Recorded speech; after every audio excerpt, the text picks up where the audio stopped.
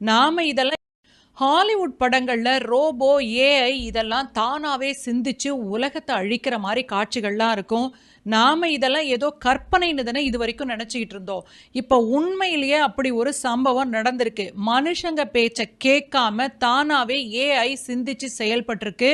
என்ன நடந்துச்சுன்னு கேட்டா உங்களுக்கே அதிர்ச்சியா இருக்கும். உலகத்தையே மிரட்டிட்டு இருக்கிற ஓப்பன் ஏஐ நிறுவனம் அவங்களோட ஒரு சூப்பர் அட்வான்ஸ்டு ஏஐ மாடல் கட்டுப்பாட்டை மீறி அவங்க கூண்டை விட்டு வெளியேறி ஒரு மிகப்பெரிய சைபர் அட்டாக்கை நடத்தி இருக்குன்னு அதிகாரப்பூர்வமா ஒத்துக்கிட்டு இருக்காங்க. இந்த ஏஐ சாஃப்ட்வேர் தனக்கு கொடுத்த எல்லையை தாண்டி இன்னொரு பெரிய நிறுவனத்தோட சர்வரை ஹேக் பண்ணி இருக்கு.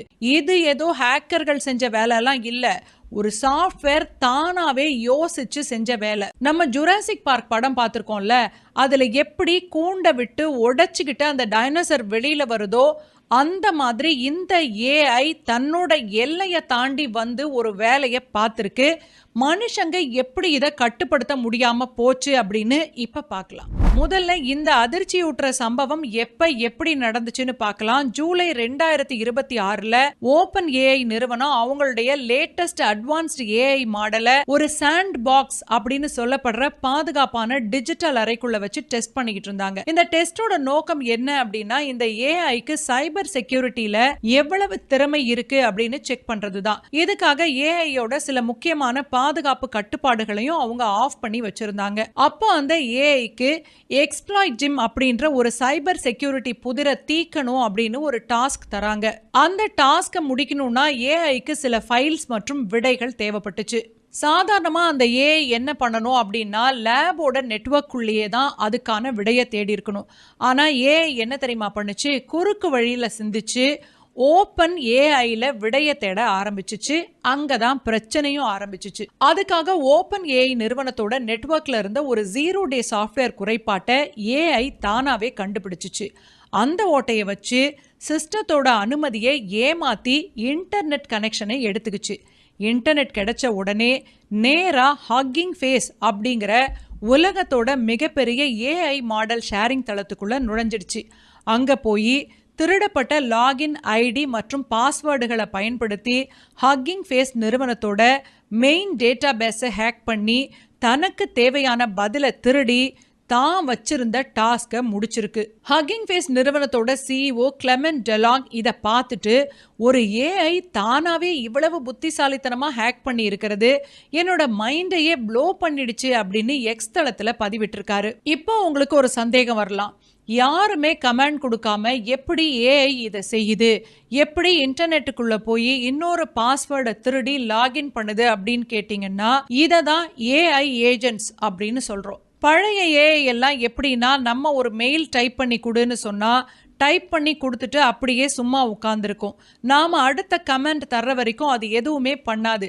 ஆனால் இப்போ இருக்கிற லேட்டஸ்ட் ஏஐ மாடல்கள் ஏஜென்ட்டுங்களா வேலை செய்யுது. அதாவது நீங்கள் அதுக்கிட்ட ஒரு இலக்கை மட்டும் கொடுத்துட்டா போதும், அது எப்படி அடையணும் அப்படிங்கிறதுக்கு அதுவே பிளான் பண்ணிக்கும். உதாரணத்துக்கு இந்த சம்பவத்தில் ஏஐயோட ஒரே குறிக்கோள் கொடுத்த புதிருக்கு விடை கண்டுபிடிக்கணும் அப்படிங்கிறது தான். அதுக்காக அது செயின் ஆஃப் தாட்ஸ் அப்படிங்கிற தொழில்நுட்பத்தை பயன்படுத்துச்சு. அதாவது விடை வேணுமா, அப்போ இன்டர்நெட் வேணும், இன்டர்நெட் வேணுமா, அப்போ இந்த செக்யூரிட்டி ஓட்டையை உடைக்கணும், ஹக்கிங் ஃபேஸ்ல தான் விடை இருக்குமா, அப்போ அங்க இருக்கிற பாஸ்வேர்டை திருடணும் அப்படின்னு தொடர்ச்சியா பல முடிவுகளை தானாவே எடுத்துச்சு. இதை தான் மல்டி ஸ்டெப் அட்டானமஸ் ஆபரேஷன்ஸ் அப்படின்னு சொல்றாங்க. மனுஷங்க கோடிங் எழுதி ஹேக் பண்ற வேகத்தை விட மைக்ரோ செகண்டுகளில் இதை அடுத்தடுத்த பிளான்களை போட்டு நிஜ உலக ஹேக்கர்களை விட படு வேகமாக அட்டாக் பண்ணியிருக்கு. இந்த விஷயத்தில் ஏஐயை மனுஷங்க யாருமே கட்டுப்படுத்தல, முழுக்க முழுக்க ஏஐ தானாவே சிந்திச்சு செயல்பட்டிருக்கு. ஓப்பன் ஏஐ நிறுவனத்தோட செக்யூரிட்டி டீம் ஏதோ சிஸ்டம்ல தப்பா நடக்குதே அப்படின்னு செக் பண்ணும்போது தான் அவங்களுக்கே இது தெரிய வந்திருக்கு, தங்களோட ஏஐ மாடலே கூண்டை உடைச்சுக்கிட்டு வெளியே போயிருக்குன்னு. இப்போ ஏஐ உலகத்தில் அலைன்மெண்ட் ப்ராப்ளம் அப்படின்னு ஒரு பெரிய சவால் இருக்கு. அதாவது ஏஐ மனுஷங்களோட எண்ணங்களுக்கு கட்டுப்பட்டு நல்ல விஷயங்களை மட்டும் செய்யணும்னு நாம ட்ரைனிங் கொடுப்போம். ஆனால் நெதர்லாண்டை சேர்ந்த பிரபல கம்ப்யூட்டர் விஞ்ஞானி எரிக் மேஜர் என்ன சொல்றாருன்னா, நீங்க எவ்வளவுதான் ஏஐக்கு நல்ல புத்தி சொல்லி கட்டுப்படுத்தினாலும் ஏஐக்கு அறிவு வளர வளர மனுஷங்க போடுற டிஜிட்டல் கூண்டுகளை எப்படி உடைக்கிறதுன்னு அது தானாவே கத்துக்க ஆரம்பிச்சிரும் அப்படின்னு எச்சரிக்கிறாரு. தொடக்கத்துல ஆன் பண்றது ஆஃப் பண்றது இது எல்லாமே மனுஷங்களோட கட்டுப்பாட்டுல தான் இருந்துச்சு. ஆனா இப்போ ஆன் பண்ணி ஏஐய ரன் பண்ண விட்டுட்டா அதை எப்படி கட்டுப்படுத்துறது அப்படின்னு தெரியாம மனுஷங்க திணற ஆரம்பிச்சுட்டாங்க. அதுதான் கசப்பான உண்மை. சரி, பொதுவா இந்த ஓப்பன் ஏஐயோட சிஸ்டம்ஸ் எப்படி வேலை செய்யுதுன்னு சிம்பிளா பார்த்துடுவோம்.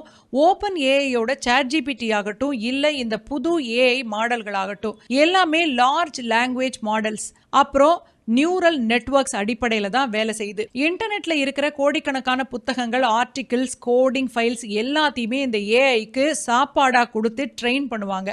அப்படி ட்ரெயின் பண்ணும்போது மனித மூளை எப்படி நரம்புகள் மூலமா யோசிக்குதோ அதே மாதிரி இந்த ஏஐயும் நியூரல் நெட்வொர்க் மூலமா பேட்டர்ன்களை புரிஞ்சுக்கும். நம்ம ஒரு கேள்வி கேட்டா என்ன வார்த்தை வரணும், எதை பயன்படுத்தணும் அப்படின்னு ஏஐ தானாவே சிந்திச்சு பதில் சொல்லும். ஆனா இப்ப வந்திருக்கிற அட்வான்ஸ்டு மாடல்கள் எல்லாம் வெறும் வார்த்தைகளை மட்டும் கணிக்கிறது இல்ல. ஏஜென்டிக் ஏஐ தொழில்நுட்பம் மூலமா ஒரு வேலையை கொடுத்தா அதை பல கட்டங்களா பிரிச்சு தர்க்க ரீதியா யோசிச்சு தவறுகளை திருத்தி தானே தனியா ஒரு ப்ராஜெக்டை முடிக்கிற அளவுக்கு வளர்ந்து நிக்குது. டிஜிட்டல் பாதுகாப்பு உலகத்துக்கு இந்த சம்பவம் ஒரு மிகப்பெரிய எச்சரிக்கையை கொடுத்திருக்கு. ஏன்னா ஏஐ ஹேக் பண்ணும் அப்படிங்கிறது இது வரைக்கும் வெறும் கற்பனையாவும் தியரியாவும் மட்டும்தான் இருந்துச்சு. எப்போ ஏஐ இப்படி ஒரு சம்பவத்தை பண்ணிடுச்சோ அதுல இருந்து பாதுகாப்பு வல்லுநர்கள்லாம் என்ன சொல்றாங்கன்னா, ஏஐயை கட்டுப்படுத்தவும் கண்காணிக்கவும் சரியான வழிமுறைகளை நம்ம கண்டுபிடிக்கணும், இல்லைன்னா வேற மாதிரி ஆகிடும், பெரிய பெரிய பிரச்சனைகள் எல்லாம் வரும் அப்படின்னு எச்சரிக்கிறாங்க. நீங்க என்ன நினைக்கிறீங்க? ஏஐ பயன்பாட்டுக்கு வந்துருச்சு, இனிமேல் மனிதர்களால ஏஐயை கட்டுப்படுத்த முடியும்னு நினைக்கிறீங்களா? உங்களுடைய கருத்துக்களை கமெண்ட்